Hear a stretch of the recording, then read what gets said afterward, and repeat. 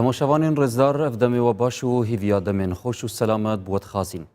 جارێکدین گەیشتنەف هەفتوو ئەت بەرنامەوەدا بەرنامەی کوردی. میوانی بەردەوامی خەڵکی مامۆستا عەبدوڕەحمان سەدیق ناوی خوب ناوی وە خێراتنەکە گەرم جەنابی مامۆستایکەین. ئەس نەزیرکادانی و پێشکەشکردنەوەی خەڵکی دێتگەلوەدا بین و چەندین پرسێن گرنگ دڵدۆر تەوەری خەڵکا و ئاراستەی جەنابی مامۆستایکەین. تەوەری خەڵکا مەژی دیاردا کوشتن و خۆکوشتنێ. زانین چه دید و نێرین هەنە بۆ خۆکوشتن و کوشتن و تۆلڤەکردنێ. هەروسا فاکتەر و سەدەمین کوشتن و خۆکوشتن و تۆلڤەکردنێ چ تشتن؟ باب و باپیرێن مە چاوە سەردەری ئەدگەل کوشتن و خۆکوشتن و تۆلڤەکردنێ کریە. هەروسا چ پێتویە بوو زالبین ئەلسەرڤێ دیاردا کوشتن و خۆکوشتن و تۆلڤەکردنێ. ئەڤە و چەندین پرسیارن دیتر دی ئاراستەی مامۆستایکەین. مامۆستا بخێربەی سەرچاوە. هەروسا چەند گەنجی گەلمەت بەرهەڤن ناوی خوب ناوی وە خێراتنەکە گەرم جەنابەتکەین بخێربێن سەرچاوان. مامۆستا بچینە ئەیکەم پرسیارە خو کە زانین چ دید و نێرین هەیە بۆ vê دیاردات ناو کۆمەلگاهاندان بینین خۆکوشتن و کوشتن و تۆلڤەکردن. بەڵێ بەناوی خۆی بەخشندەی میهرەبان. دیارە ئەم دیاردەیە لە کۆمەڵگەی ئێمە زمانێکی زوو دەیانگوت حاڵەتە. ئێستاکە ئەتوانی بڵێ بووە بە دیاردە. دیاردە بەو مانایی کە ئێتر وەکو زاهیرەیەکی لێ هاتووە ئێمە کوشتنمان هەیە و خۆکوشتنیشمان ئێستا هەیە لە کۆمەڵگەدا و لە هەمان کاتە دیاردەی تۆڵەکردنەوەشمان هەیە و لە هەمان کاتیشدا خۆکوشتنەکان بەڕادەیەک ئەتوانی بڵێ کوشتنەکانیش بەشێکی زیادی یا زۆرتری ڕووی لە ئافرەتان و ژدان کردووە ئەمیش هەر بابەتێکی ترە. ئەمانە هەمووی بەیەکەوە ئێستا لە کۆمەڵگەی کوردەواری وەکو بڵێ زۆر سەری هەڵداوە. ئەم بابەتامان بەتەوە سەر خاڵێکی زۆر گرنگ ئاگاداری بین ئەوش ئەوەیە کە بەڕاستی هەموو ئەم دیاردەیە لەوێەوە سەرچاوە دەگرێت کە مرۆڤەکان قەدری ژیان نازانن. دوو ماف هەیە کە مافی خوددا مافی زۆر پێداوین بەس دوو ماف هەیە زۆر گرنگە لەوانی دیکە گرنگترێ چەند مافی ژیان ئەوترا مافی ئازادیە. ئەم مافە خوددا پێداوی ناتوانانی بیبەخشیتەوە. یعنی مافی ئەوە نییە بە کەس بڵێ وەرە بمکوژە چونکە ئەو ژیانە هی خۆت نییە تا بیدەی بە خەڵکی دیکە. مافی ئەوەت نییە خۆت بکوژی چونکە تۆ خۆت ژیانت بە خۆت نەبەخشیوە تاوەکو خۆت ئازاد بی خۆت بکوژی. لەبەر ئەوە مەسئلەی خۆکوشتن و کوشتنی ئەوی دیکەی بەرامبەر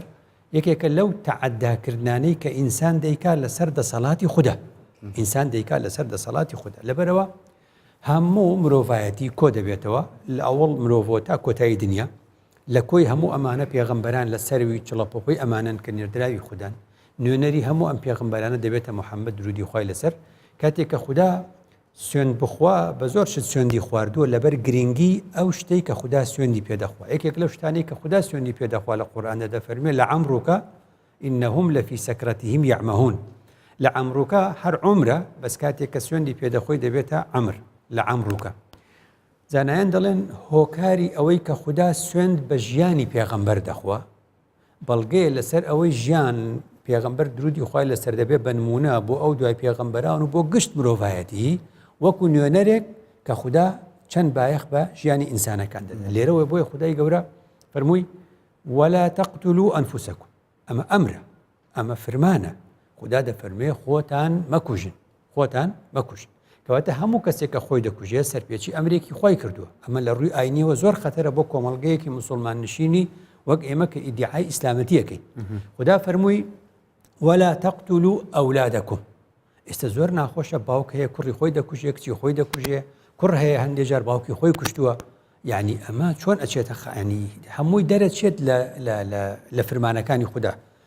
یعنی ئەگەر کوشتنێک ڕوو بدا ئەگەر خۆ کوشتنێک ڕوو بدا لە یەک حاڵەت ممکنە ئەوش ئەوەیە خوددا فەرمی وما كان لمؤمن أن يقتل مؤمنا إلا خطأ إلا ئەبێ مەسەلەکە هەڵە بێ بە هەڵە فیشەکێکی لە دەستدەرەچێ بە هەڵە پێی هەڵەکەوێ بە هەڵە ئۆتۆمبیلێک لە یەکێکەدا هەر ئەمە مەجالی تیا هەبووە ئەمیش ئەبێ چارەسەر بکرێ. لەبەر ئەوە ئەجینا ئەوی دیکە کە خوا سوبحانه وتعالى فەرمێ ومن قتل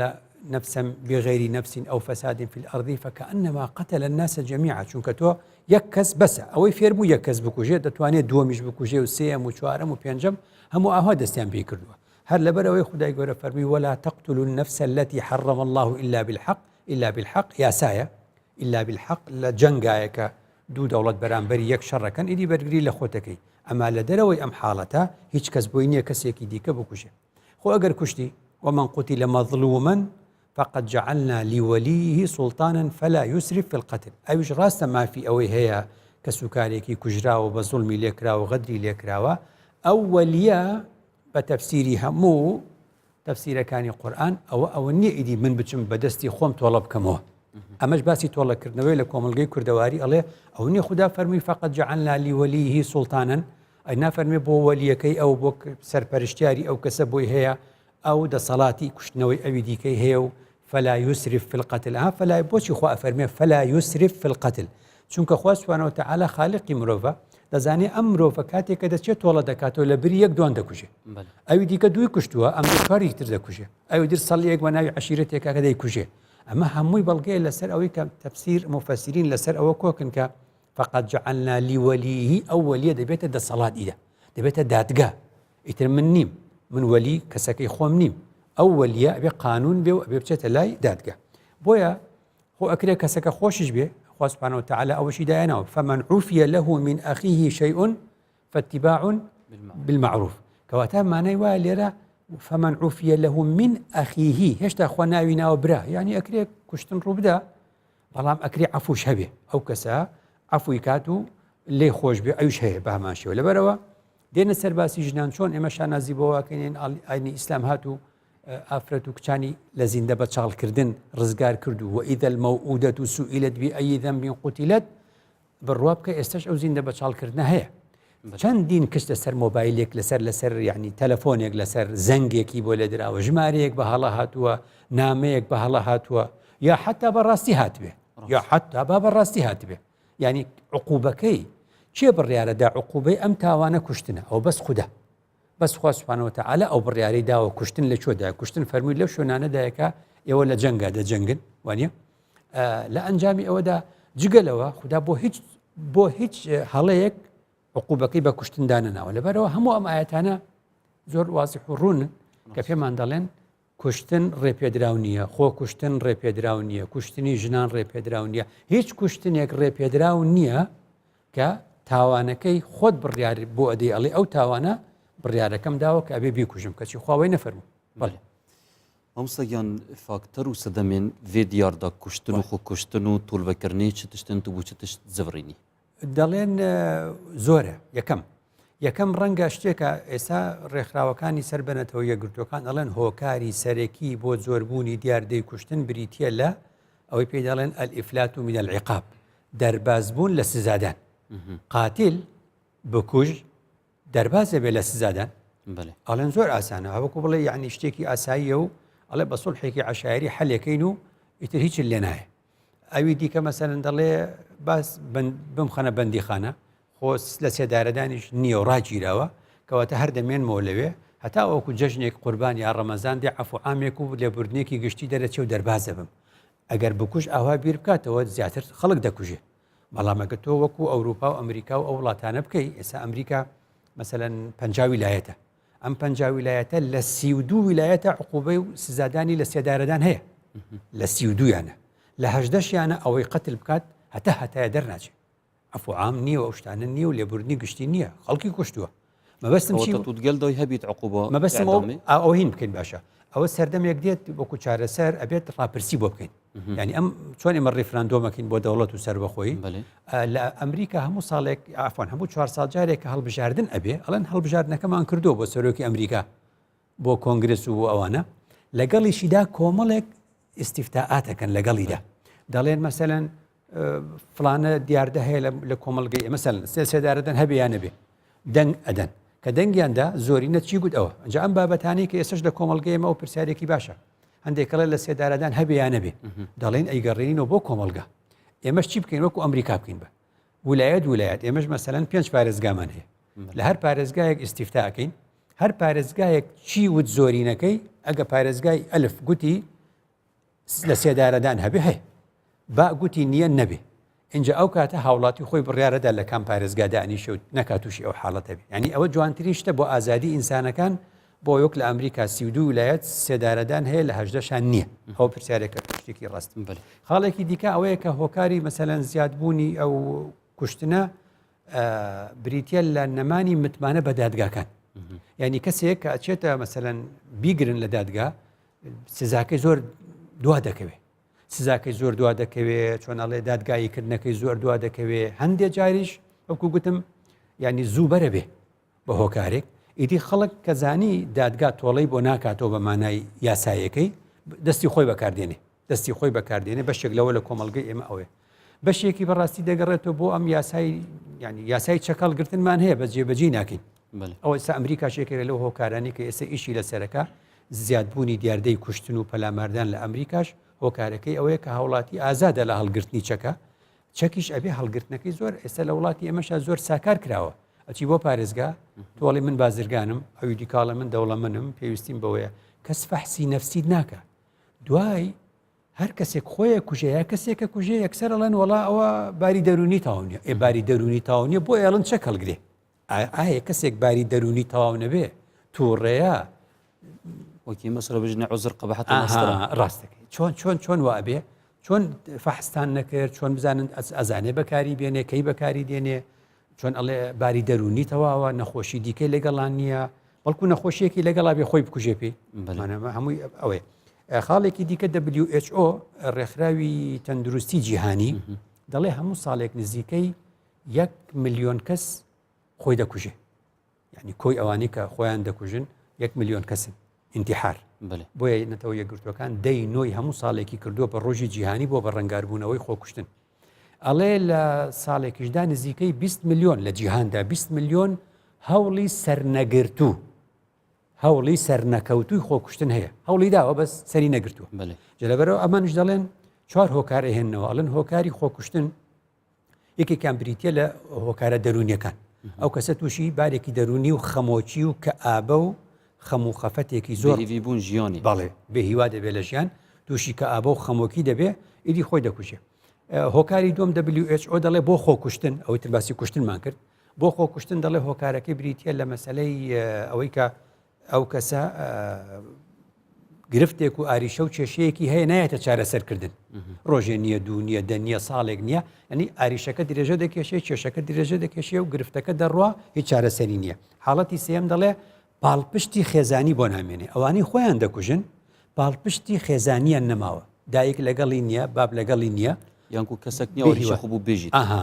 یان بە عکسیشەوە بە هەمان شێوە باوکێک دەرکراوە لە ماڵ دایکێک لە ماڵ دەرەکرێ ننکێک لە ماڵ دەرەکرێ مهم ئەو پاڵپشتە خێزانیە WHO ڕێکخراوی جیهانی تەندروستی جیهانی دەڵێ ئەو پاڵپشتە خێزانیە نەمێنێ هۆکارێکە بۆ ئەوەی کە ئابە دروست بێ بۆ ئەوەی ئەو کەسە خۆی بکوژێ حاڵەتی سێم دەڵێ WHO دەڵێ بریتە لە تێکەڵبوونی بیرروباوەڕ و معتەقەدات و ئەدیان دەڵێ ئەم سەردەمی عەولەمەیە هەموو مرۆڤەکان لە ڕێگەی تۆڕە کۆمەڵایەتەکان و لە ڕێگەی سایت و لە ڕێگەی ئینتەرنێتەوە ئاگاداری زۆر شتن لەبەرەوە تۆ لە موسەلسەلات دەبینی خەڵکێک خۆی دەکوژێ خەڵکێک چۆن دەڵێ دەمرێ خۆی دەکوژێ دەڵێ بمسووتێنن ئەمە هەمووی دینی جیاوازە ئەڵێ لە ئەنجامی تێکەڵبوونی ئەمانەیە کە سێری درامایەکەکە نازانێت لە دینی ئەمە خۆکوشتن نییە لە دینی تۆ خۆکوشتن نییە بەس ئەو درامای تۆ تەماشای دەکەی تۆ نازانی ئەو کەسەی کە لە فلیمەکەیە ڕۆڵ دەبینێ لەسەر چ دینێک و بیر و بۆچوونێکە ئەو پێی وایە ئەگەر خۆی بکوژێ لە شوێنێکی تر زیندوو دەبێتەوە ئەو پێی وایە خۆی بکوژێ ڕوحەکەی دەچێتە کەسێکی دیکە تۆ ئەگەر لەوە نییە سەرڕەوی چەندێکە تەمسیلیشە لەبەر ئەوە بینیت ئێستا یعنی دراما تورکیەکان و دراما بیانیەکان بەڕاستی بوونە هۆکاری خۆ کوشتنی زۆر لە گەنجانیمە چونکە واتێ دەگەن ئەو عشقێکی ڕاستە و تەمسیل نییە و ئەبەدیە و کچەکە خۆی کوشت و کوڕەکە خۆی کوشت WHO دەڵێ بێنەوە سەرباسی ژنان لە ژنانە 4 هۆکاری سەرەکی هەیە کە ئینسانەکان یعنی بۆچی پیاوان دەستیانە چێتە کوشتنی کچەکانیان یاخود خێزانەکانیان یان خزمەکانیشان لە ژنان ئەوەیە کە لە ڕاستیدا ئازادی لە هاوسەرگیری دانیە لە سەرەتاوە ئەمە مافێکە خۆت دەزانی لە دینە هەیە خوددا ئەم مافەیداوە ئافرەتان وەکو پیاوان دەبێت ئازاد بن لە هەڵبژاردننی هاوسەری ژیانی خۆیان دەبێت پرسیان پێ بکرێ مەگەر ئەمە قسێ شەرع نییە لە شەرعوانیە ئێکە ئەمە نەبوو ئیدی تۆ بە زۆر دەیدەی بە کەسێکی دیکە پشتی ئەوە ئەو عیلاقە دروست دەکاتەوە لەگەڵ ئەو کەسێکە خۆشی دەوێت ئەنجا تۆ دەڵێ ئەوە خیانەتی کردو ئەنجا دێن دەیکوژن خۆ ئەمن ئەنجامەکە کارێکی خراپی کردو ئەو کچە باشە خراپە بەڵام خۆ خراپەکە لای باوکو دایکەکەیەکە بە زۆر دەڵێن ئیلا دەیدین بە فلانە کەس نەتیجەکە ئاوە لێدێ خاڵی دوم چەمکی تەلاق لە کۆمەڵگەی ئێمە هێشتا وەکو خۆی تەماشا نەکراوە ینی ژن و مێردێک ناگونجێن بەیەکەوە خوددا سوبحانەوە و تەعالا بۆچی باسی تەلاقی داهێنا بۆ ئەوەی وەک بە ئازادی بۆ یەکبوون بە ئازادیش لە یەکتر جا ببنەوە کۆمەڵگە ئێمە دەڵێن ئەوەش جابەوە ئەوە تەلاق درا ناوی خراپی لێ دەنێن دەڵێن تەلاق دراوە ئەم قسانە لە ئەنجامە ئەم پرۆسەیە نایەتە ئەنجامدان وەکو خۆی هەر بە ناخۆشی دەمێننەوە پیاوە خەریکی خیانەتە ژنە خەریکی خیانەتە بزان لە چۆدا ئیدی تووڕە دەبن یەکێکی دیکەیان دەکوژێ ینی ئەمەش ینی خوا سوبحانەوە و تەعالا ئەوەی داهێنا ئەگەر گونجان باشە ئەگەر نەگونجان کورد دەڵێن مانگە شەو لە ئێوارەوە دیارە مانگە شەو لە ئێوارەوە دیارە أبغض الحلال عند الله الطلاق دچریکی یعنی ئەوە هیچ مش مەسەلەیەک نییە یعنی احتیمالە ئەوە وەکو بڵێ شتێک بڵێ وڵی ئەو تشتە ناخۆشە بێت بەڵام هەر دەبێ بکەیت وانە چونکە تۆ دەبێت قورآن پێش دەخی کە قورآن پێش دەخی تەلاق هەیە ینی قورآن پڕە لە باسی تەلاق زائیدەن سوورەتێکیش بە ناوی تەلاق حتا یعنی یەکێک لە پاشاکانی بەریتانیا کە مەذهبی لە کاسۆلیکەوە گۆڕی بۆ پرۆتستان چونکە لە پرۆتستان تەلاق هەیە گوتی ئێمە ئازادیە من زەواجی کاسۆلیکیم بۆ چێ دەڵێ هەتای دەبێ هەر بەیەکەوە بن بەس ناگونجین هەندێک جار لەبەرەوە لە چەمکی تەلاقش لە کۆمەلگەی ئێمە دەبێ وای لێ بکرێ بڵین ئینسان هەیە قەیچێکە فرسەتی دووەمی هەیە ئەم ژن و مێردە بەیەکەوە نەگونجان باجا ببنەوە لەبەر ئەوەی نەڵێن جابوونەتەوە تاڵاق دراوە ئەو شتانە هەر بەیەکەوە دەمێنەوە بە نابەدڵی دوای ئەم کێشانی لێ دەکەوێتەوە خاڵی سێمیان ئەوەیەکە چۆن دەڵێ ئەوەی کە ئەگەر خیانەت ڕوویدا زەوجی پیاوژن دەڵێن دەکوژرێ لە کاتێکدا دەزانیتەوە لەخوا سوبحانەوە و تەعالا لە سوورەتی نوردا عیلاجی ئەوەشی کردووە فەرموویەتی ئەگەر یەقینەن ژن و مێرد خیانەتیان لێ کرد بە یەقین عیلاجەکەی چییە؟ لیعان چییە؟ هاوڵاتی یا بینەر بیزانێ ئەوەیە کە خودای گەورە لە قورئانە فەرمووی پیاوێک دەڵێ ئەی جەنابی قازی لە ماڵی خۆمە بە هەردوو چاوی خۆم بینیم ئەم ژنەی من لەگەڵ پیاوێکا بوو لە حاڵەتێکی زۆر خراپیشە شاید هەیە نییە والذين يرمون أزواجهم ثم لم يكن لهم شهداء إلا أنفسهم فشهادة أحدهم أربع ما قرآنه يعني في بروسة قرآن دهات فشهادة أحدهم 4 شهادات بالله أم بيا أو جنا بانك دكان دلنا أم بيا وراس دكان نخير أو جنا دلنا والله والله والله والله شارجة أو بيا ودرودك وانيا غضبي خوال لسر من أجل أو راستي كرد به أي بيا وتوش دلنا بيا وش دلنا والله والله والله والله من راس دكان أي أجل راس نكرت الله نفرتي خدا لمن بيا لعنتي خدا لمن بيا قدروم كرد دواي إما نقشنا نتيجة أما الروي داوي بيا يقناوي هلالي كري أمية بوا 80 ساڵ بووە هاتووتێتی یا رسول الله من بەم پیرێژنەکەم گەنجە لەگەڵ پیاوێکە دیومە لە ماڵی خۆم هاتووتی ئەمەتان بۆکەم ئەمە قورئانە دەیوەرە تۆ سوێنە خۆی ژنە 4 جا سوێندی خوارد وتی درۆک پیاوەش 4 جا سوێندی خوارد ئەڵێ ڕاستەکە نەتیجە ثم فرق بينهما بە ئاسایی و بەهینی متمانە نەما لە نێوانتانە تازە متمانە نەما مادەم متمانە نەما نەکوشتن و نەبڕین و نە هیچ تۆ بە ماڵی خۆت تۆ بە ماڵی خۆت و مامۆستا بەرز پێشینانên me yanku baw bapîrê me dabûnerîtê Kurdayetiye çawa serederî digel vê pirsehek kiriye niha em behs dikin ke kuştin û xwekuştin e ڕاستە حەزم کرد ئاماژە بکەم بە هەندێک هین بەڵام 100 ساڵ لەمەوە بەر ئێمە چیمان گوت و ئێساکەش ینی چی دەڵێن یعنی مەبەستم لە کوشتن و لە خۆکوشتن و ئەمانە لە کۆمەڵگەی کوردەواری بە شێوازێکی سەرەکی ئەبێ ئەوە بڵێن باپیرانی ئێمە زۆر خۆڕاگر بوونە لە بەردەمی ئەم هەموو نەهامەتی و ناخۆشیی کە دیویانە یعنی من بە تەمەنی خۆم لە بیرمە و لە باپیران و لە چۆ زۆر ینی کۆنترە بم لە ئێوە لە ڕووی تەمەنەوە نەمبیستوە خەڵک خۆی بکوژێ لەو هەموو بارودۆخە ناخۆشە لەو هەموو بارودۆخە ناهەمواری کە بە سەرمانە هاتووە یعنی ئێمە کۆڕەومان کردووە مەسەلەن بە دوامانەوە بوونە و کیمیا باران کراوین و کوژراوین بەس قەت خۆمان نەکوشتووە ئەم بێ ئومێدیە ئەم بێ ئیرادیەی ئێستا لەم قۆناغە و لەم سەردەمەی ئێمە هەیە پێویستی بە چارەسەرکردنە ببێنە سەری لە باسی چارەسەر ببێنە سەری مەبەستم ئەوە بوو لە سەردەمی پێشونا پێشینانمان خۆیان نەکوشتووە پێشینانمان خۆیان نەکوشتووە بەرگەی هەموو ئازارەکانیان گرتووە بەرگەی دوژمنیان گرتووە بەرگەی ناخۆشیەکانیان گرتووە ئومێدیان هەبووە بەو شێوازە ژیاوە ئەگە بڵێ ئەم کوشتنەی تر لە بینی خۆیان کوشتن و ئەو بابەتە هەبوو بێ ئەوەش هەر بە هەمان شێوە با بچینەوە 100 ساڵ 90 ساڵ بچینە دواوە بچینە دواوە تا بزانین ئێمە لەو کاتانە یاسامان هەبووە یعنی ئێستا کەسێک ژن دەکوژێ زۆر بە ئاسایی دوای بەڕەڵا دەکرێت وەکو بڵێ ئاساییە دەڵێن ئەوە شەرەفەوە باسی شەرەفە لە کاتێکدا لە ئایندا ئێمە شتێکمان نییە بە ناوی غەسل العار عادەتێکی عەرەبی کۆن بووە ئەوەی پێم باس کردی ئەوە قورئان و سوورەتی نورە ئەگەر شتی وا هەبوو لێک جابنەوە خوا حافیز هەر کەس بۆ ماڵی خۆی دەڕۆ بۆ شێوازە ئەمە ڕۆژنامەی ژیانمان هەیە هی پیرەمێرد لە بەرواری 11 دەی 1927 ناکە 90 ساڵ لەمەوبەر ینی بەری 90 ساڵ دەڵێ ڕۆژنامەی ژیان لە ژمارەی 85 دەڵێ مقرراتی محکەمە یعنیمە لە ڕۆژنامەیەکی چوار لاپەڕی ئەو کات بڵاو بۆتەوە دەڵێ فەتاحی کوڕی مستەفا لەسەر ئەوەی ژنێکی کوشتووە بە ئیعدام محکوم کرا یعنی بەری 90 ساڵ ژنی کوشتووە ئەو فەتاحی کوڕی مستەفایە ناوی لە جەریدە دەرچووە بە عالمیشیان گوتووە ئەمە ژنی کوشتووە لەبەر ئەوەی ژنی کوشتووە عقوبەی ئیعدامی بۆ دەرچوو گەڕانەوەی تێدا نەبووە ئەوە معنای وایە ئەمە بەری 90 ساڵ لە ئێستا باشتر بووینە لە پیادەکردنی یاسا لە پیادەکردنی یاسا هەر لە ڕۆژنامەی پێشکەوتن ئێستا چەک هەڵە گیرێ و ئەم هەموو کوشتارەی پێ ئەکرێ لە سەشتی زۆر ساکار هۆڕنێک بۆ تۆ لێدای کوژی چوزانم ئەو لە بەردەمی ئەوە ئەوەستێ ئەو تەماشای ئەوەکە ئەو سەیری ئەوەکە یەکسەر دەمانچە دەرێهێنێ ئەیکوژێ لە کاتێکدا هەڵگرتنی دەمانچە بۆ ئەوە نەبوو کە ینی یەمەنیەکان هەرچەند دواکەوتون بەس قسەیەکی جوانیان هەیە خەنجەرێکیان پێوێ ئەو خەنجەرە قەت بەکار ناهێنن بۆ شەڕ یعنی ئەکەونە شەڕ و لە یەکە دەن و یەک لە ژێرەنێن و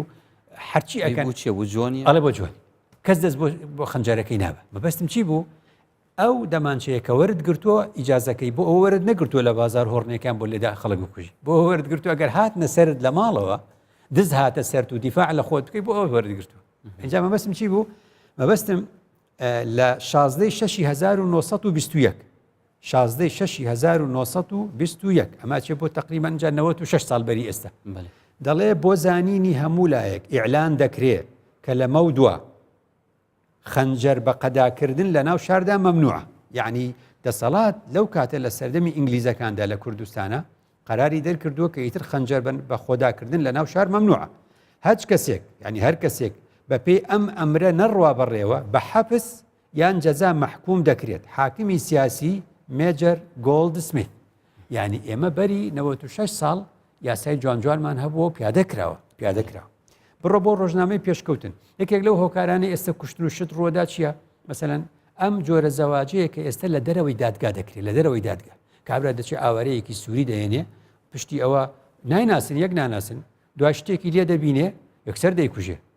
خەمی نییە نە محکەمە هەبوو نە دادگا هەبوو نە مارە بڕین هەبوو نە ئەوان هەبووە هەر چۆ بۆ لای مەلایەک مارەی بڕێ و لە دەرەوەی دادگا تر بەم شێوازە نەیەک ئەناسنونە ئەو دەستێت کوشتنیشی بە ئاسانی ئێ باشە دووبارە بەری 96 ساڵ لەمەوبەر هەژدەی ئابی 1921 لە ژمارە 69 ڕۆژنامەی پێشکەوتن ئەم تایتڵە هەیە عەقدی نیکاح ئەڵێ ئەگەر لە مەولا بەبێ ئیزننامەی محکەمەی شەرعی عەقدی نیکاح ئیجرا بکرێ ئەو کەسە کە عەقدەکەی ئیجرا کردووە یعنی مەلاکە ئەو مەلایە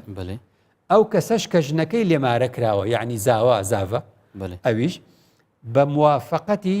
ذەیلی مادەی 200 یعنی پاشکۆی مادەی 200 لە قانونی جەزا تەجزیە دەکرێت قازی سلێمانی ئەحمەد موختار بەری 96 ساڵ یعنی مەبەستمەوە بۆ ئێمە کۆنتر یاسامان هەبووە پیادە کراوە بە جوانی ئێستا پشتی 96 ساڵ دێنەوە ئەو شتە غەڵەتانە دووبارە دەکرێت مامۆستا بەڕێز پشتی جەنابەتە بەحساوی دیاردەها کرد و دیاردەکە بەربەڵاف چ پێتویە بوو زالبین و کنترۆلکردن لەسەر دیاردا کوشتن و خۆکوشتن و تۆڵبەکردنێ یەکەم زۆر گرنگە دەڵێن ئەم دیاردەی کوشتنە ئەبێت چه چارەسەریکە چه کۆنتترۆلی بکە دەڵێن کۆمەڵە دەستگایەک لە زۆربەی وڵاتانە بۆی دروست دەکرێت ئەمە باسێکی تایە چەمکی ژیان کەواتە ڕەهەندێکی ڕۆشنبیری هەیە لە ژیان تێبگەین ئێمە یەکجار دەژین ئەم ژیانە زۆر بە نرخە ئەم تەمەنەی ئێمە هەمانە زۆر بە نرخە ئینسان بنیاتی خۆیەکەواتە دووەم هاتینە سەر ئەوقاف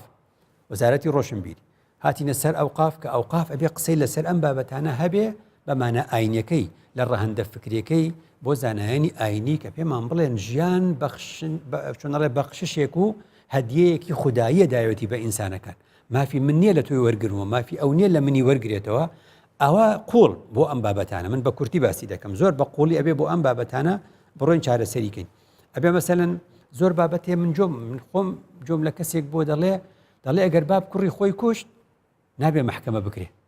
دەڵێ چۆن دەڵێ لە کتێبی فقی هەیە من بڕوا ئەەکەم چونکە لە کتێبی فقی منیش دیومە مەلایەکشم جۆ لێبوو لەسەر مینبەر وای دەگوت دوای پێم گوت مامۆستا قەتلی خەتا ئەگەر یەکێک بە هەڵە لە یەکێکیدا بە سیارەخوانەکە کوشتی یا دەمانچێ لێ دەست دەرچوو خۆ هەرە بێت دیەکەی بدا و خوێنەکەی بدا و عقوبەکەی وەرەگرێوە نیە بەس ئەگەر باوکێک بەڕاستی بە هەڵە ئەم کاری کرد خۆ ناچی پارە لە چێ وەرگری بە لە باوکەکە وەرگری بۆ چێ باوکو و کوڕ لەم حاڵەتە ئەوەیە ئەم باوکە خۆ عەمدەن کوڕی خۆی نەکوشتووە بە هەڵا زۆر جا بۆ باوک سایەخە گەڕاوەتە دوا لە ماڵەوە لە منداڵی خۆی داوەخوانەکەەوە نیە ئەمە پێی دەوترێ خەتا کە خەتا بوو خۆ ناچ پارە لەو وەرگریتەوە بیدەوە بە خێزانەکەی لەمەیە ئەم قسەیان کردوتوان ئەمە باوکە و کوڕی خۆیەت ئێمانە یەک ماڵە بەس ئەگەر باوک بە عەمدی کوڕی خۆی کوشت وەکو ئەو باوکەی بە بلۆکڵ ئەم کوڕم زۆر کوڕێکی خراپە ئیزعاجی کردوم دێ بە بلۆکەی کوژەوتە پە دەمانچە ئەی کوژی ئەمە پێوترێ قەتلی عەمد هیچ فەرقی نییە لەگەڵ هەر کەسێکی تر دەبێ ئەمە لە نێو کتێبە فقهەکانە ڕاستکرێتەوە بڵێ بگوترێ باوکو و کوڕ و براو ئەمانە مافی ئەویان نییە یەکتر بکوژن یا باوک کوڕی خۆی بکوژێ مافی ئەوەی نییە لە قەتلی عەمدا باسەکرێ نەل تۆ خەتا و عەمد تێکەڵکەی زۆر گرنگە جارێکی تر باسی ئەوە بکرێ لە ڕووی ئاینی بگوترێ قیساس خوادای ناوە بەس مافی ئەوە نییە تۆ بچی حەقی براکەت بکەیتەوە قەدیم کورد قسەیەکی هەبوو لە شەرع وەریگرتە و دەیگوت دەستێک حاکم بی بڕێ خوێنی نییە یعنی چی ئەگەر تۆ کەسێکت کوشت ئەوانش دێن تۆ دەکوشن ئەوش دێت تۆ دەکوژێ ئیتر ئەمە بەردەوام دەبێت سڵحیش دەکەن دوای بەریز پشتی سڵح هەمیسان دێنەوە جارێکی تر یەکتر دەکوژن گرنگە زانای ئاینی بە خەڵک بڵێ قیساس دەبێت محکەمە بیکە حاکم بڕیار دەدا کەسێک دێتە لە سێدارەدان یا دێتە کوشتن ئیدی کەس ناچێن حاکمەکە چێیە کام حاکم بڕیاریدا کەس ناچێت بەڵام ئەگەم من حەقی خۆم بکەم من تۆڵی خۆم بکەم ئەو قیساسە مافی من نییەوە زۆر گرنگە زۆر گرنگە لە ڕووی ئەوە زانایانی ئاینی بڵێن ئەرێ خوددا گوتوێتی تۆ ئیتیهامی فلانە کەسەکەی بە زینا ئیتیهامی ئەو ژنەکەی بە فلان شێت خوددا نەیفەرمووە شوهدای ئەربعە نەیفەرمووە چوار شایەت بە چاوی خۆیان ئەو کرداریان بینی بێ یخۆ لە تەفسیرە هاتووە کە چوار شایەت مستەحیلە هەبێ کەواتە کە ئەنەوە خوا سوبحانەوە وتەعالا ئەیەوێت ئەم کەسە نەیەتە کوشتن ئەم کەسە نەیەتە کوشتن ئەو سەبرس دەمێ بهێنڤەدانێکا کورتی هاتی و دێزەرنی فلاوی جەنابێتە و مەدڤیا سەرگوتنە جەنابێتە دەمەدبێژی بابی مافدینە کوڕی خۆ بکوژیتن بەڵام تەمان دەمە ڕیواتێکی هەیە بژیت ئەنتەوە ماڵوکەلی ئەبیکە دیچەوە بەرسەوە ڕیواتە هەدەوە و چ تێگەشتێکا دروست بووێ چەندێ بیت بینە ڕێزدار ناوبڕێکا کوردی وەرگرین و دێزەرنە فلایوەیان ڕێزدار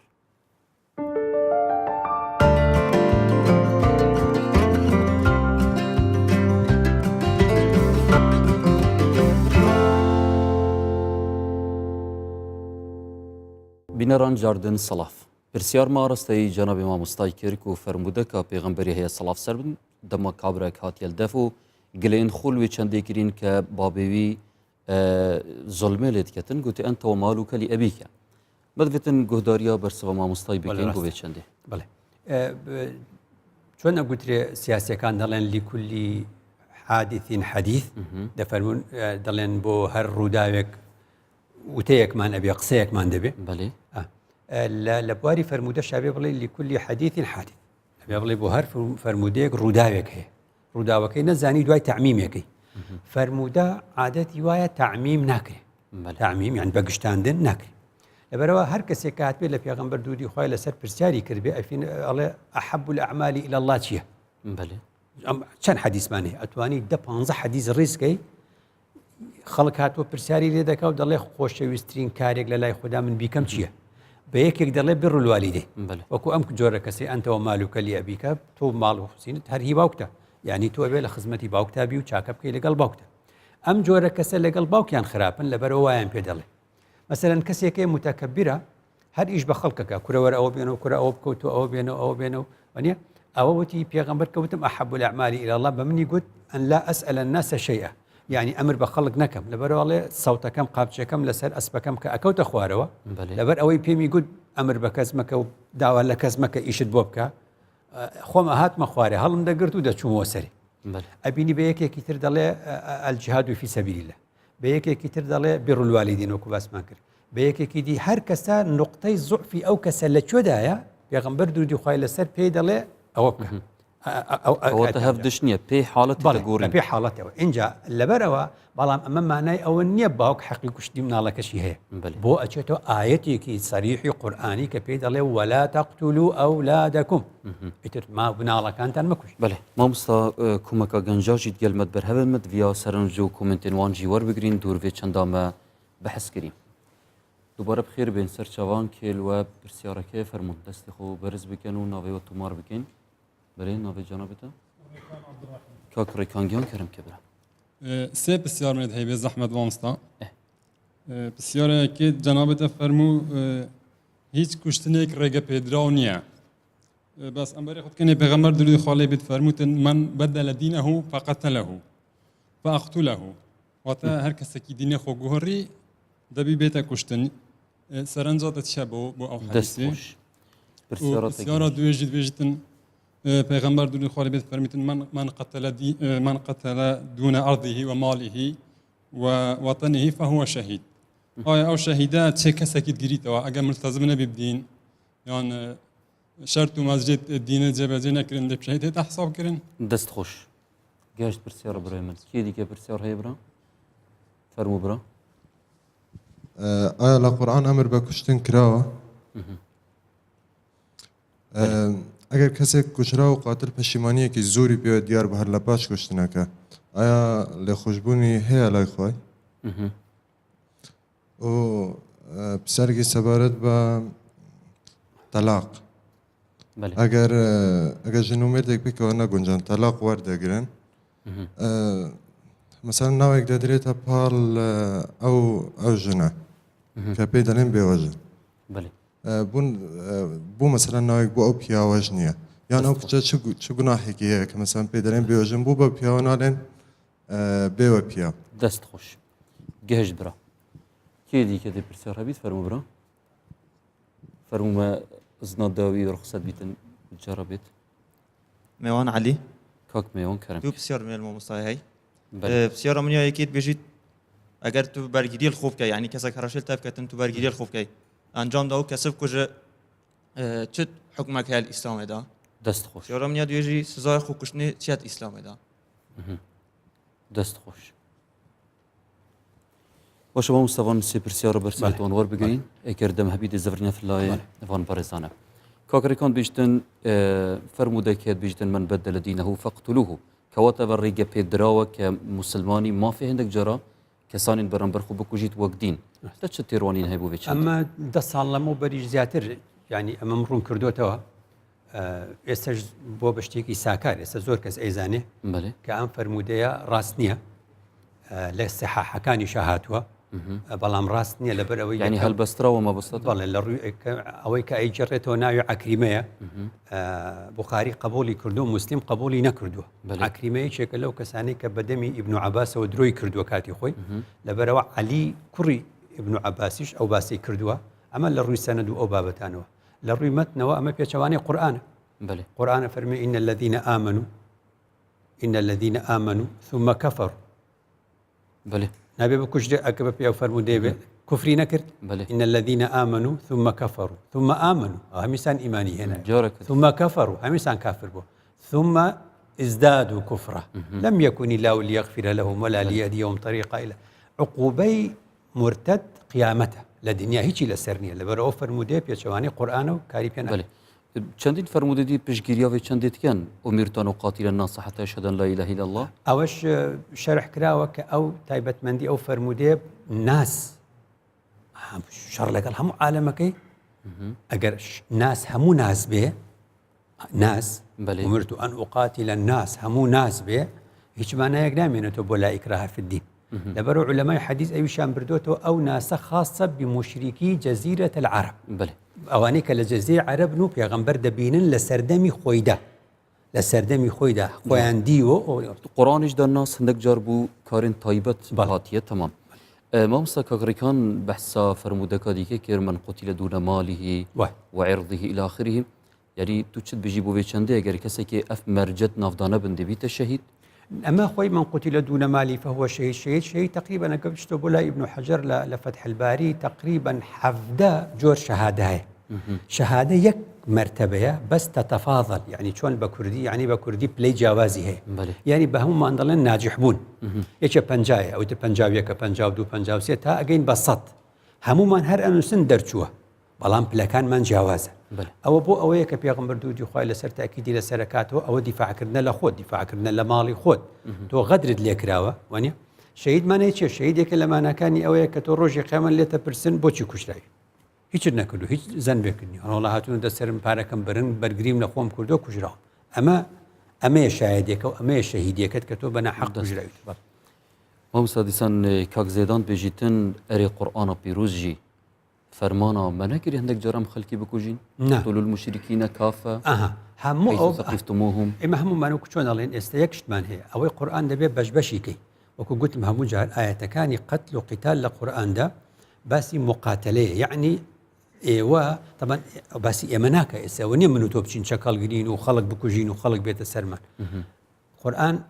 یاسای تێدایە بۆ دەوڵەت یاسای تێدایە بۆ تاک ئاەتی تێدایە لە ئاستی دەوڵەتا جێبەجێکرد لەبەرەوە ئەو ئاەتانی باسی قەتل و قیتالە لە قورئان وەکو گوتم بۆ ئەوەی لێت تێک نەچێت گشتی ببەخشە بە وەزارەتی پێشمەرگە عیبی نامێنێت گشتی ببەخشە بە وەزارەتی بەرگری ئەمریکا رووسیا ئێران تورکیا عێراق چیەکە جێشی عێراقی چیەکە جێشی عێراقیە چێ داعشە کوژێ ئایا تۆ هیچ خەفەتێکە خۆی بۆ داعش نه بۆ چونکە هاتۆ کوشتوشی مناڵیشی بردووی خێزانی بردووی خوشکی بردووی ئەگەر لێ کەواتە بێ ئاەتەکانی قورئان لە سیاقی وەزارەتی دیفاع لێ تێبگەی کە هەموو دەوڵەتەکان ئەم کارە ئەنجامەدەن سوپایەکت هەیە ئەرێ خەڵک بپرسێ ئەرە تۆ هێزی پێشمەرگەت بۆ چییە ئەڵێ بۆ بەرگریکردن لە وڵات بەرگریکردن دیارە لایەنێک دێ هێرشە هێنێ کە هێرشی هێنا شەڕ ناکەین ئەی تۆ ئەتکوژێ نابێت دیف بەرگری لە خۆت بکەیت ئەمە شتێکی ڕواایە بێ هەموو یاساکان هەر ئەوەیە کە خوددا فەرمێ ولا تقتلوا النفس التي حرم الله إلا بالحق ئەو حەقە ئەو بەرگریکردنێ یانکە ئەو یاسایەت ناف قورئانە پیرۆزدا باس بەحسی کوشتنێت کەن یعنی دەبێت تۆ هەمیە پێک بە وەربگری و سیاقی واندا وەربگری ڕاستە بۆیە تعڵیدا قورئانی نەکرد ڕاستە بۆیە خوات ئەکی دەکاتەوە كما أنزلنا على المقتسمين الذين جعلوا القرآن عظيم يعني خدا قلي لو خلقها هيك كتفسير قرآن باقطعة دكن ببارشة بارشة يك آية درديني أما قرآن تقدر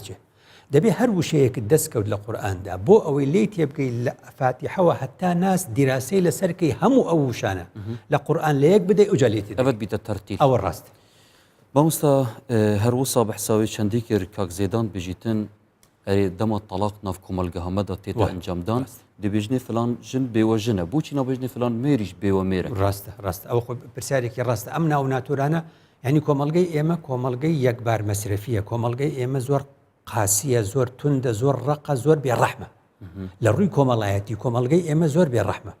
لە کاتێکدا کە تو سێری قورئان دەکەی لە قورئانە بۆ دەرەکەوێ ئیذا طلقتم النساء هەیە و فانكحوه هەیە و کەئەنەه ژیان بەردەوامە ژیان بەردەوامە من وا ئەزانم ئەوەی لە ژیانی هاوسەرگیری باش تێگەشت پێ وا ئەزانم ئەوروپایە بۆ چونکە ئەمڕۆ ژندێنێ و ئەمڕۆ شووەکە و ئەمڕۆ هاوسەرگیری ئەنجامەدا و زۆر بە جوانی ئەڕۆن و دوایش ناگونجێن لەگەڵ یەکا دوای بەپێی دادگا و یاسا لێک جادە بنەوە جارێکی تر ئەو ماڵی کە هەیەە بەپێی یاسا دابەشی دەکەنەوە جارێکی تر بۆیە لە ئەوروپا ئافرەت دەبینی چوارجە شووی کردبێ ڕەنگە پیاو دەبینی چوارجە ڕەنگە ژنی هێنابێ بە جیاجیایانی بۆ چکە ئەوە نەگونجە چی بکەی نەگونجە دەرفەت نەبوو وانە وەکو تۆ لە ژیان لای ئێمە ژنهێنان و شوکردن بۆ بە یەکبار مەسرفی یعنی چۆن یعنی ئەو شتانە هەیە بۆ یەکجار بەکاری دێنی وەکو دەبەی ئاو نازام چی فڕێ دەی دوای بەکاری ناهێنیتەوە ئەمە بۆتە ئەوەی کە لەم وڵا فڵانەکە شووی کرد تازە دانیشە ئەو وەزع ئەوها بێ بە خیانەت هەرە لە دانیشە بە لێدان هەرە لە دانیشە بە کوشتن هەرە لە دانیشە دێتەوە بەدایکێڵە لێ مەدەن ئەم کوژن تعزیب مەدەن و تەحڕوشم پێکە فڵانە کەس و ئامۆزا وام لێکە و فڵان وام لێکە هەر لەن ستری کە و دانیشە ئیتر تا لە ئەخیراگاتە بە وەزع لە ئەوروپا آيات القرآن جێبەجێ دەکرێن ماناکانی آيات جێبەجێ دەکەن لا يحب الله الجهر بالسوء من القول إلا من ظلم أخوة پێی خۆش نییە هەموو شتێک بەعالەنی بگوترێ چێشەک إلا من ظلم ئەوەی زوڵمی لێ دەکرێ ئەبێ بێتە سەر تەلەڤیزیۆن بڵێ وام لێ دەکەن وام لێ دەکەن وام لێ دەکەن بۆ ئەوەی پیاوی ترسنۆک جا پیاوی خائین و پیاوی خراپ نییە زۆر ترسنۆکە ئەگەر ئافرەت بە جوانی قسەی کرد و داوای مافەکانی خۆی کرد و عیبی ئەو کەسەی دەرکردکەوە تەحڕوشەکە و ئیتر لە دائیرەیە لە دەوامە لە هەر شوێنێکە جارێکی تر تۆ باکە پیاو سوودی لەوە وەرگرتووەکەوە ژنان لەو بابەتە بێدەنگن جا پێت بڵێم ئەمە مەسلەیەکی زۆر دوور و درێژە کە ئەبێ لە پرۆسی هاوسەرگیری وا تێ بگەین دوو کەس بە یەک دەگەن سبەی جا دەبنەوە ئەم جیابوونەوەیە بۆیە خوا دایناوە ئەم جیابوونەوەی زۆر سەلامەتترە لەوەی کەوا 10 ساڵ بەیەکەوە بن بە خیانەت زۆر سەلامەترە لەوەی 10 ساڵ بەیەکەوە بن هەموو ڕۆژی ئەمە لێدان بخوا و کەسیش پێ نەزانێ لە پای چی ئێمە یەک جار دەژین ئەم ژیانی خۆمان بۆ ئاوا تاڵکەین لەبەرەوە ئەبێ تێبگەین لە زەواج چۆن لە زەواج تێدەگەین ئاوا لە تەلاقش تێبگەین مافێکە خوددا داوێتی بله مامۆستا گیانتت ناوە ئەخفتنێت خودەتە بەحساوی چەندی کرد و دیفاع نەفسکردنی و بەرگریکردن نەفسێ حاڵەتی هەی دێ کەسی بەرامبەر خودێ کۆژیتن ئەوەت دەمای دەبیتە قاتل نه لەبەرەوەی خوا سوبحانە وتەعالە ئەوەی ناونە ناوە بە قاتل بله مامۆستای بەڕێز پرسێک هەری گرنگ هەیە مەدەبێتن گەلجانە بێتە بەحث بکەین ئەو ژیاوەیە کە دبێژن پەرتوکên سیرê de hatiye ke Muhammed silav ser bin hewlêt xwe kuştinê dayîn و همان دمدا خدي تعالى فرمانا مكري ولكم في رسول الله أسوة حسنة يانكو دمت وكفتيت حالتك برطنقو نآرام دا هندك جار بيت الإنسان هولا كشتني بدتن هر وقت محمدي هولا وی چەندێ دایەت و بێ چاوە هەرسەنگین ئەو ژێکێکە لەو درۆ دەلەسانی کاو بە دەمی پێغەمبەرەوە کراوە درودی خوای لەسەر دەڵێن فترەیەک وحی بۆ نەهاتۆ ئیدی بێزار بووە و هەندێک دەڵێن چۆتە سەر شاخەکان و ویستی خۆی فڕێداتە خوارەوە و هەندێک دەڵێن بارودۆخی بە نوعێک تێک چوە نەیزانیوە ئەو قسەی دەیکات چیە و چی ناڵێ والله يعصمك من الناس پێغەمبەران بۆ معسوومن لەبەرەوەی پێغەمبەران درودی خوایان لەسەر پەیامی خوددا دەگەێنن پەیامی خوددا دەگەێنن بۆچی بە پێغەمبەران دەگوترێ ئیستەفەیناه بۆچی خەڵک یا بەمانایەکی تر وەسفی پێغەمبەر دەکەین ئەڵێ محەممەد المستەفا بۆ پێغەمبەران دیش خوا دەفەرمێت ثم اصطفەیناه واصطفاه ئیستەفەیناکە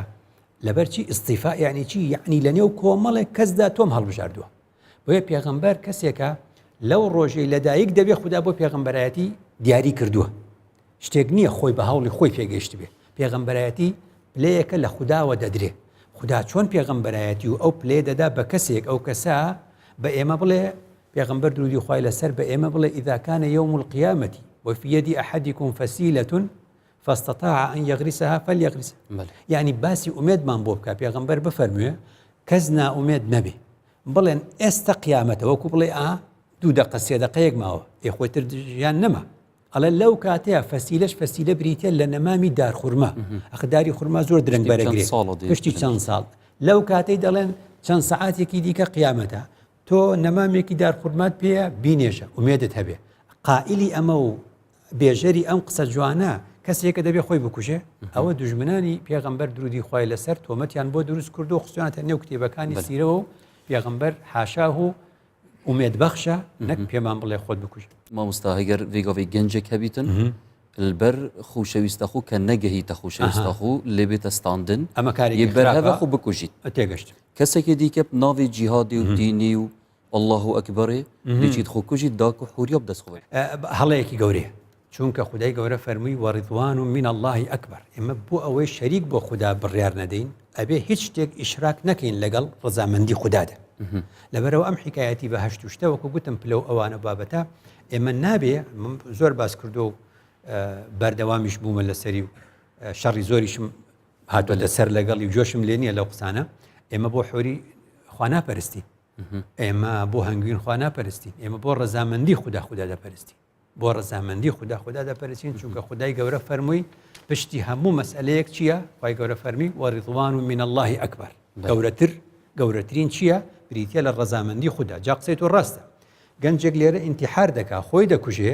لەبەر ئەوەی فلانە کچی بۆ نەبووە وایە ئەمی دیکەش هەر بە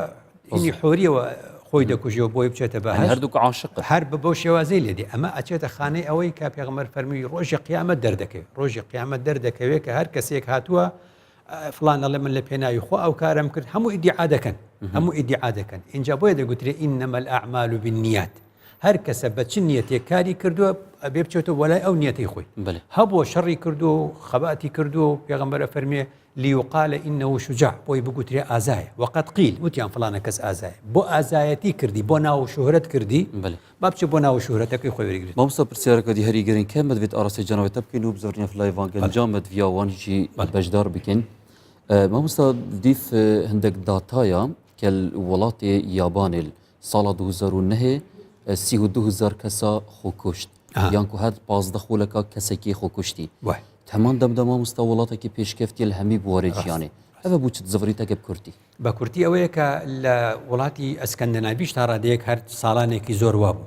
ئەوە پێمان دەڵێ خاڵێکی زۆر گرنگ هەیە ئینسان کەی پەنا دەباتە بەر خۆکوشتن یان کوشتن کاتێک کە نائومێد دەبێ نائومێدیش بریتە لە نەمانی پەیوەندی نێوان ئینسان و هێزێکی لە خۆی بڵندتر کە خوددایە کەواتە لێرەوەی دەڵێن ئێستا ئەوروپا ئێمە دەڵێن ئیسلام ئاینێکی جوانە بۆ هەموو دنیا بەکەڵکە پرسیار لە خۆت کە یابان پێویستی بەکوێی ئیسلامە بە تەقەدومی تەکنەلۆژی بە پێشکەوتن بە نازان هیچ ئەوانە ئەو جانی بە ڕۆحانیت ئەوروپا پێویستی بەکوێ ئەمێ ئەمە قسەی چییە قسەی دکتۆر کۆڵن تێرنەرە کە لە ساڵی 1970 مامۆستای زانکۆی پەرمەنگام کە لە ساڵی 1975 موسڵمان بوو دەڵێن منی بەریتانی مامۆستای زانکۆ ئیسلامم لەبەر ئەوە ناوێ بڵێ ئیسلام پێشکەوتنەوە و هەرچی بڵێ لە بەریتانیا هەمانە هیچیم ناوێ بەس ئەوەندەم دەوێت کە من بە خوددایەکی تاکوتەنیا دەناسێنێ من لەم دنیایم خوددا ئاگای لێمە خود بڵێ ڕوحانی بینی من و خوددا منی دروست کردووە و دەمباتەوە بۆ لای خۆی و من ناترسم ئیدی لە مردن و کەواتە پەیوەندی نێوان ئینسان و خوددا ئومێد بەخشین بە خوددا ئەوە لە غەرب لە ئیسلامیان پێویست دەستەکانت خۆش مامۆستاگیان زەفریان لایڤا گەنجا فەرموو برا ناوی خوب بێژە و پرسیارە خو کورتی جگەر خوین پرسیارێک لە مامۆستا سەرەتا سپاسی دەکەم بۆ بەرنامە جوانێت دەکرێت مامۆستا لە ڕۆی بابەتیەوە کوشتن دابەش بکەین بۆ دوو زۆر کوشتنی یەکەم جەستەی واتە بێتە هۆی لە ناوبردنی ڕۆحی کەسەکە دووەم کوشتنی ئیرادەی کەسێک بێتە هۆی لە ناوبردنی ئیرادەی کەسێک واتە نەکوژرێت بە ڕۆح بەڵام لە ئیرادەدا لە دنیادا ئیرادەی بکوژرێت دەست خۆش بەلەشتی دیکە پرسیار هەیە برا فەرموو برای عزیز فلاح کاک فلاح کیان شکی بخیرەتونە مامۆستایت کەین ساغ برا عزیزی کەمبوونا پەیوەندیت کۆمەڵایەتی تا چەند کاریگەری هەیە لەسەر ڕێژا کوشتنێ بەلێ خۆش دەست خۆش مامۆستا بەرز کاک فلاحی دەست پێ بکەین هەبوونا پەیوەندیەکە بەهێز ناوە کۆمەڵگەهێدا چەند فاکتەرە بوو بێ چەند بێگومان کاریگەری هەیە بەڵام لە هەمان کاتیشدا دەبێ ئەو بڵێن ئێستا پەیوەندی کۆمەڵایەتەکان ڕاستە بەهۆی تەکنۆلۆژیا بەهۆی کۆمەڵەشتەوە گوترێ پەیوەندی کۆمەڵایەتەکان خاوبەتەوە بەڵام بەهێزکردنی پەیوەندی کۆمەڵایەتی ئەبێتە مای ئەوە تۆ بڕوانە ئەگەر من و تۆ کە یەکە ناسین ینی چۆن ئەڵێ لە ڕێگەوبانێکە بە ئۆتۆمبیل خوانەکە من و تۆ لێک بدەین کە دابەزین و یەکە ناسین حتمما یەک ناکوژین هیچ ینی هەرشتی خراپ قسەی خراپیش ناکەین جا ئەبینی ئەو کەسانەی کە دەستیان ئەچێتە کوشتنی یەکتر بە پلەی یەکەم یەک ناناسن جاواب قسەی ڕاستە یعنی ئەگەرمە لە نێو کۆمەڵگەدا زۆرترین بازنەی یەکتر ناسینانە حتا دوور حتا سەلامێک حتا سڵاوێک یان ئەگەر یەکێک لە تۆڕە کۆمەڵایەتەکان برادری تۆ بێ و بەناو بە وێنە بیناسی هەر ئەوەندە ناسی بێتت لە هەر شوێنێکە تۆشی گرفت و ئاریشەیەک بی لەگەڵی یەکسەر پەنا بۆ کوشتنەکە نابێ کەواتە ئەو قسەی زۆر ڕاستە حتا ناسین هەبێ کوشتن کەمترە بێتەوە إن الصلاة تنهى عن الفحشاء والمنكر بحسب صيلتنا كتن ئەویش هەروایە کە ئێمە بەڕست ئەوە ئێمە گەر باسی بەس لە کوشتن بکەین باس لە هەموو کردەوە خراپەکان بکەین ئەبێ دووبارە پێداچوونەوە مراجعە بکەین بە عیباداتی خۆمان زين ئایا عیباداتی ئێمە بۆچی ڕێگەی لێ نەگرتوین لەم کارە خراپانە ئەوە بەڵگەیە لەسەر ئەوەی کە ئەگەر ئێمە نوێش بکەین و خەڵک بکوژین نوێش بکەین و خراپە بکەین وەک ئەو قسەی لێدێ کە عەرەبەکان ئەڵێن لە لای کورد نوێژ عادەتە عیبادەت نییە دوای وای لێدێ ئەو قسەی ئێمە نامانەوە ڕاست دەرچێ بۆ ئەوەی ئەو قسەیە بە ڕاست دەرنەچێ ئەبێ بەڕاستی نوێژی ئێمە لە کوشتن دوورمان خاتەوە لە کاری خراپ دوورمان خات بەێ کاک جگەر خوێنیش مامۆستا بەحسات شتێکی گرنگ کردوتێ دوو جۆرە کوشتنێت تین کوشتنەکە ئیرادی و کوشتنەکە جەسەدی ئەو پرسیارە زۆر گرنگە چونکە بەڕاستی کەسێکە خۆی کوژە WHO پێمان دەڵێت دەبێ بگەڕین بە دوای ئەو کەسەی کە بوو مەمای کوشتنی ئەو کەسە ئەخر تۆ بەس ئەوەندەت بیزانە فڵانە کەس گولەیەکی بەسەری خۆیەوە نا ئەی چێ بوو بەمای ئەوەی گول لە بەسەری خۆیەوە بنێ ئەگە بچی بە دوایە پێشی ئەوە بە 2 دقە بۆ دەرێکەوە فڵانە کەسێک ئیزعاجی کردووە بەری ئەوە بۆ دەرێکەوە مدیرەکەی قسەی خراپی پێوگتووە بەری ئەوە بۆ دەرێکەوە کچێکە لە مەکتەبە و لەسەر 2 دەرەجە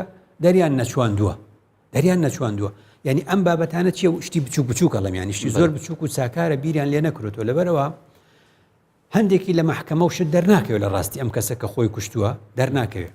حتا هەندێک لە ڕووداوەکانی ڕێگەوبانیش WHO دەڵێت لە ڕێگەوبانە جاری وایە ئۆتۆمبیلێک ئەکەوێتە ژێری شاحینەیەکەوە ئێمە نازانین هەر لەین ڕووداوە ها بەڵام نازانین لەو کاتە هاوسەرێک و مێردەکەی و ئەو دوانە ژن و مێردە شەڕیان بۆ توو ڕەبوونە ئەوڵێ وا بڕۆ ئەوڵێ بگەڕ ئەوڵەوە لەو کاتە خۆیەکە بە عەمدەن بە ژێریە ئەوەش نازانین ئێمە کەواتە لە زۆرێک لە ڕووداوەکانیش خۆکوشتنە ئێمە نایزانین زۆرێک لە خۆکوشتنەکانیش کەسێک و دوان و سیان لە پشتێتی ئێمە نازانین ئێمە نازانین چێ ئەمی ناومێت کرد ئێمە نازانین چێ قسەی خراپی پێگوت ئێمە نازانین چێ تووڕێی کرد چێ بوو بەمای ئەوە بۆیە لە لای خوا سوبحانەوە وتەعالا مەسەلەی کوشتن گەورەیە یەک بازنە خەڵک تووشە بێ لە ڕۆژی قیامەت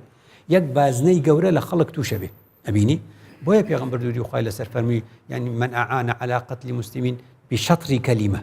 شەطری کەلیمە یعنی هەر کەسێک دەستی هەبێ لە کوشتنی کەسێکە بەنی وشە یعنی ئەڵێ بکوژە بڵێ بک هەر ئەوەندە بڵێ بەنیوە بەشدارە لەبەرەوە بێ زۆر ئاگاداری بێ مامۆستا بەرز گوتنەک دیژی هەیە کە دەبێژیتن ئەو کەسێ خۆتی کوژیتن تشتێکی ئەو دێ بەردەوام بیت خۆ کوشتنێدا حەتەت بیتە قیامەت ئایا چ تکیس ئەت قورآنا پیرۆز پاڵپشتیاوی چەندێت کەن هەرۆسەت سیرەتا پێغەمبەری سەڵاو سەر چونکە مەسلەیەکی غەیبیە هیچ شتێک لە قورآنە ئەو باسە نەکردووە ئەو باسی نەکردووە ئەوەندەی خوا سبحانه وتعالى پێمان دەفەرمێ لا تقنطوا من رحمة الله ئەوەی خوا سبحانه وتعالى پێمان دەفەرمێ ولا تقتلوا أنفسكم إن الله كان بكم رحيما ئەوەی کە لە فقیش ڕوویداوە وقاتلوا نفسه كغيره لەبەر ئەوەی ئەڵێن فلانە کەس خۆی کوشتووە ئێمە هەر نازانین هۆکارەکە چییە و چۆنە و چۆن نییە هەروەکو مسلمان مامەڵی لەگەڵاکەین و هەروەکو مسلمان نوێژی لەسەرەکەین و بڕیار نادەین چونکە بەڕاستی هیچی بەجێ نەهێشت ینی بڕیاردان سەر پۆشە ڕوژەوە دروست کاری منیەنە بەێ مامۆستای بەرز بوو چارەسەریاوێ دیاردا ئەم بەحث بکەین دە چ چارەسەریەکە هەکەر کورد بکەی یانی کوردی کە بۆ خاڵێکی زۆر سەرەکی هەیە یەکەم کوڕان و کچان ئێمە باس سەر لێرە بکەین یعنی ئەم کوشتەی کە ڕوئەدا لە نێوان گەنجانە بۆ نمونە ئەبێ بە کوڕان و کچان بڵێن ئێوە یەکجار دەژین ئەم ژیانە چەند ناخۆش بێ یعنی ئەگەر بگونجێ بڵێن بەراوردێ بکەین لە نێوان ئێمە و نەوەی ئێستا و نەوەی ڕابردوودا یعنی بەراورد بکەین لە نێوان ئەم نەوەیە و نەوەی وڵاتێکی دیکە هەموو ئەمانە لە ڕاستیدا پێمان دەڵێن لە ئێمەش خەڵک بارودۆخی خراپتر هەیە وانە بارودۆخی خراپتر هەیە یعنی یەکێ دزیەکاڵێ بۆ دزیەکەی ئەڵێن نیمە من گوتم لە سەردەمی بێموچەیی هەموو مامۆستاکانی هەرێمی کوردستان لە 92 91 لە سەردەمی چارەگە و نیوموچەیی ئێستاشدا دزی هەر هەیە بەس من مامۆستای مەکتەبم مامۆستای مەکتەبم نەبینیەوە مامۆستای قوتابخانەم نەدیەوە دزی بکە بۆچی ئەمە مانای چێ مانای وایە کەسەکان ئەتوانن یعنی بەپێی بڕۆشن بیری خۆیان خاڵێکی زۆر سەرەکی تر لە چارەسەرکردنە باوکو دایکە باوکو دایکە بێ بزانن کە منداڵیان هێناوەتە بوون ئەم باوکو دایکە بێ زۆر ئاگدار بن ئێمە لە قورئانە دوو زاراوەمان هەیە والید و ئەب وإذ قال يوسف لأبيه أي بۆ ناڵێ لیوالیدیه خۆ یعقوب هەر باوکی یوسفە والید و وەلەد یعنی لە ڕووی بایۆلۆجی تۆ کوڕی ئەو باوکەی تۆ کوڕی ئەو باوکەی لەو باوکە بوویتە ئەمە ڕووی بایۆلۆجیەکەیەتی بەس ئەم باوکە پێویستە لە والیدەوە ببێ بە ئەب چییە یعنی ببێ بە هاوڕێی من کێشەکانی خۆم بزانێ یوسف خەو نەجێڕێتەوە ئەوێ باوک و کوڕ پەیوەندیان وابێ إني رأيت 11 كوكبا خونم بيني خونكم أوهاي باوكي بوي ليك داداتوا لا تقصص رؤياك باوكي إما هر أوي باوكي بيولوجي أم كرة لو بوا أم كتلم بياو بوا لم جنبوا إيدي هم مجادلة إما سيب لمان هي همو باوچيك لقل أما نير مان هي باوك مان هي لهمان كاتش دا وكو قلتم ببورا همو باوچيك بياو هەموو باوچێک پیاوە بەس هەموو پیاوێک باوک نییە ئەبینی هەموو پیاوێک نێرە بەس هەموو نێرێک پیاو نییە نێربوون و مێبوون دەستی ئەمەیتانی لەدایک بووینە فلان مێ فلان نێرە ئەم مێیە کە گەورە دەبێ صفاتی جوان بۆ خۆی پەیدا دەکە پێی دەڵێن ژن ئەمی دیکە پێی دەگوترێ ڕەجوڵ پێی دەگوترێ پیاو ئەمە بە صفاتی خۆی وەختێک کە منداڵ دەخەنەوە ئەو دەبێتە باوک ئەو دەبێتە دایک بۆی هەموو دایکێک ژنە بەس هەموو ژنێک دایک نییە هەموو ژنێک مێ بەس هەموو مێیەک ژن نییە مامۆستا دەمەمە دومایی هاتی بەڵام یەک پەیفتنی مامۆستا خۆکوشتن چارەسەرە هیچ کاتێک لە هیچ کاتێکە ئاپڵێ بە یەک گوشە لە هیچ کاتێکە خۆکوشتن چارەسەر نییە ژیان خوددا داوێتی نابێ ئێمە لە خۆمانی بسەنینەوە ژیان خوددا داوێتی نابێت کەسیش بکوژین بینەرن بەڕێز وی ئاوایی هاتینە دوماهیاوێ خەڵکی زۆر سپاس بووە کە تەماشەوانێت مەبووین تا دوماوێ خەڵکی و سپاس بوو مامۆستای بەڕێز و هەروەسا سپاس بۆ جەنابێوان بە ڕێزانەکەت گەلمە بەرهەبووین ببینیم خێر و شادی وەسەلام